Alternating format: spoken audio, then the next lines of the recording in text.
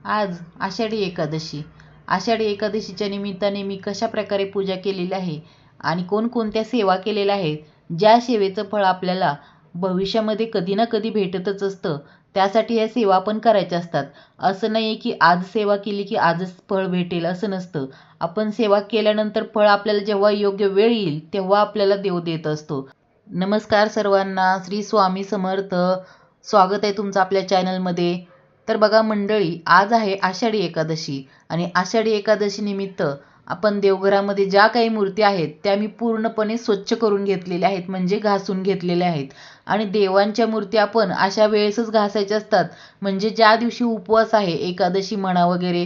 कारण आपण ज्या दिवशी मूर्ती स्वच्छ करतो म्हणजे घासून वगैरे, तर त्या दिवशी देवतांना उपवास घडत असतो. म्हणून जेव्हा एकादशी आहे किंवा कोणताही उपवासाचा दिवस आहे, या दिवशीच मूर्ती घासून स्वच्छ करायच्या आहेत. नेहमी आपण दररोज अभिषेक करून मूर्ती पूजा करत असतो, पण जेव्हा आपल्याला मूर्ती पूर्ण स्वच्छ करायच्या असतात त्या दिवशी उपवास असल्यानंतरच आपण मूर्ती स्वच्छ करायच्या असतात. आषाढी एकादशी हा खूप मोठा दिवस आहे बघा. आज आषाढी एकादशी पासूनच चातुर्मासाला सुरुवात होत असते. आजच्या दिवसापासून म्हणजे आषाढी एकादशी पासूनच गोपद्म व्रत सुरू केलं जातं. तर इथं बघा, फ्रेश फ्रेश म्हणजे ताजी फुलं तोडून आणलेली आहेत आणि नंतर सर्व देवतांना मी अभिषेक केलेला आहे. अभिषेक करण्या अगोदर आपण नेहमी कोणतीही पूजा करताना किंवा रोज पण देवपूजा करताना आपण प्रथम दिवा लावून घ्यायचा असतो आणि मग देवपूजा करायची असते. मी इथं दिवा पण लावून घेतलेला आहे आणि नंतर मी कलश पूजा पण करून घेत आहे. बघा, आषाढी एकादशी आहे त्यामुळे मी कलश पण नवीन भरलेला आहे आणि पूजा करून घेत आहे. इथं कलशावरती स्वस्तिक काढलेला आहे आणि हळदी कुंकवाची 5 बोटे कलशावरती वडून घेत आहे. नंतर कलशामध्ये हळदी कुंकू आपण टाकायचं असतं, सुपारी, 1 रुपयाचं नाणं आणि कलशाला आंब्याची किंवा विड्याची पानं लावायची असतात. तर इथं माझ्याकडे आंब्याची पण पानं नाही आहेत आणि विड्याची पण पानं नाही आहेत, त्याच्यामुळे मी घरच्या झाडाची म्हणजे चाफ्याची पानं लावलेली आहेत. आणि अशा प्रकारे मी कलश पण मांडलेला आहे आणि नंतर प्रत्येक देवतांना वेगवेगळा अभिषेक केलेला आहे. असं नाही की एकदाच सर्व देव ठेवायचे ताटामध्ये आणि सर्वांवरती एकदाच अभिषेक करायचा, असं नाहीये. प्रत्येक देवतांना वेगवेगळा अभिषेक करायचा आहे, म्हणजेच आपल्याला त्या देवतांचे नामस्मरण करत अभिषेक करायचा आहे. मी इथं प्रथम गणपती बाप्पांना अभिषेक करत आहे. तर इथं मी अथर्वशीर्षाचं पठण नाही केलेलं, इथं मी ओम गण गणपते नमः हा मंत्र पठण करत मी अभिषेक केलेला आहे. अशा मी सर्व आपल्या ज्या देवघरामध्ये मूर्त्या आहेत त्यांचं नामस्मरण करत मी अभिषेक केलेला आहे. तर महालक्ष्मी महा, ओम महालक्ष्मी महा असं नामस्मरण करत महालक्ष्मीच्या मूर्तीवर पण अभिषेक करून घेतलेला आहे. त्यानंतर आपले श्री स्वामी समर्थ महाराज, त्यांचं पण नामस्मरण करत अभिषेक केलेला आहे. अशा प्रकारे आपण सर्व देवतांच्या मूर्तीवरती अभिषेक करून घ्यायचा असतो. नेहमी आपण पूजा करताना वेगवेगळ्या मूर्ती ठेवून अभिषेक करायचा असतो. आणि आज एवढा महत्त्वाचा दिवस आहे त्यामुळे इथं बाळकृष्णाच्या मूर्तीवर अभिषेक करताना मी ओम नमो भगवते वासुदेवाय नमः हा मंत्र पठण करत अभिषेक केलेला आहे. अशा सर्व मूर्तीवरती मी अभिषेक केलेला आहे आणि मूर्तींना नंतर त्यांच्या जागेवरती ठेवून गंध अर्पण केलेला आहे आणि इथं मी प्रत्येक मूर्तींना पुष्प अर्पण करून घेत आहे. प्रत्येक मूर्तींना गंध पुष्प अर्पण केल्यानंतर मी इथं विठ्ठलांची मूर्तीचा अभिषेक करून पूजा केलेली आहे. आणि कसं असतं ना, अशी मोठी एकादशी वगैरे असेल तर व्यवस्थित अभिषेक झाला पाहिजे, म्हणून मी इथं देवघरातल्या पहिल्या मूर्ती आहेत ज्या त्यांना अभिषेक केलेला आहे.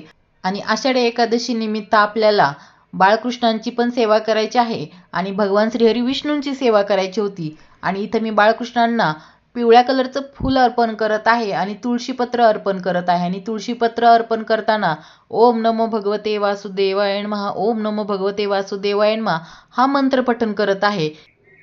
तुळशीपत्र तुमच्याकडे एक जरी असेल तर तुम्ही ते 11 वेळेस 21 वेळेस पण अर्पण करू शकता, म्हणजे तेच ठेवायचं आणि तेच उचलायचं. एवढ्या वेळेस तुम्ही जेवढ्या वेळेस नामस्मरण करणार आहात तेवढ्या वेळेस तुम्ही ते तुळशीपत्र अर्पण करू शकता. आणि इथं मी मागे मोरपीस पण ठेवलेला आहे बाळकृष्णाच्या मूर्तीजवळ. यानंतर मी इथं विठ्ठल रुक्मिणीची मूर्ती आहे त्यांची पूजा करून घेत आहे, म्हणजेच रुक्मिणी मातेला हळदी कुंकू अर्पण करत आहे व विठ्ठलाला अष्टगंध आणि बुक्का अर्पण करत आहे. आणि त्यानंतर पुष्प अर्पण करून तुळशीपत्र अर्पण केलेले आहेत मी इथं. आणि तुळशीपत्र अर्पण करताना पण आपण नामस्मरण करू शकता. ओम नमो भगवते हा सुद्धा मंत्र तुम्ही पठण करू शकता. आषाढी एकादशी हा दिवस खूप खूप मोठा आहे, त्यामुळे प्रत्येकाने आपल्याला जेवढी शक्य असेल तेवढी सेवा तर आवर्जून करायला हवी. इथं मला 2च पिवळ्या कलरची फुले भेटलेली होती, तेवढी मी अर्पण केलेली आहेत. आणि तुळशीपत्र पण अर्पण केलेलं आहे, पण तुळशीची माळ बनवणं शक्य झालेलं नाही. पण ठीक आहे, जास्त नसेल तर थोड्या प्रमाणात तरी मला तुळशीपत्र अर्पण करणं शक्य झालं. यानंतर मी इथं आरती करून घेतलेली आहे. गणपतीची, स्वामींची, विठ्ठलाची अशा आरत्या करून घेतलेल्या आहेत. आणि त्यानंतर खडी साखरेचा नैवेद्य दाखवून मी सेवा केलेली आहे. आता सेवा करताना मी व्यंकटेश स्तोत्रमचं पठण केलेलं आहे, पुरुष सूक्त पठण केलेलं आहे, स्त्री सूक्त पठण केलेलं आहे, लक्ष्मी गायत्री मंत्र, विष्णू गायत्री मंत्र हा पठण केलेला आहे.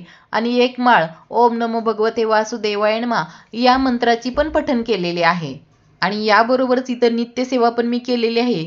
नित्यसेवेमध्ये आपण आपल्या देवघरामध्ये जेवढे देवता आहेत त्यांचं नामस्मरण करणं, श्री स्वामी समर्थ मंत्राचे एक जपमाळ करणं, तारक मंत्र पठण करणं, या सर्व सेवा पण मी याबरोबर केलेल्या आहेत.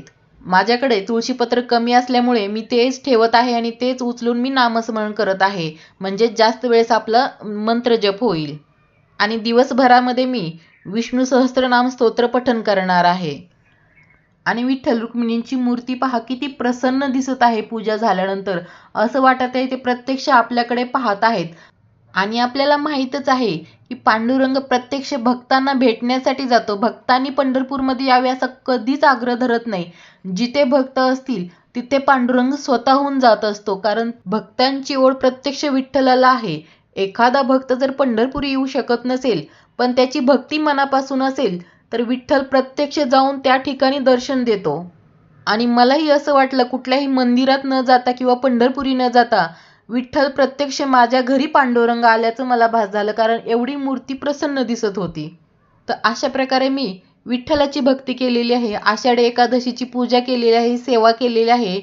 ही सेवा, ही पूजा तुम्हाला आवडली असेल तर व्हिडिओला नक्की लाईक करा, कमेंट करा आणि चॅनलला सबस्क्राईब केलं नसेल तर चॅनलला सबस्क्राईब करा. तोपर्यंत सर्वांना धन्यवाद.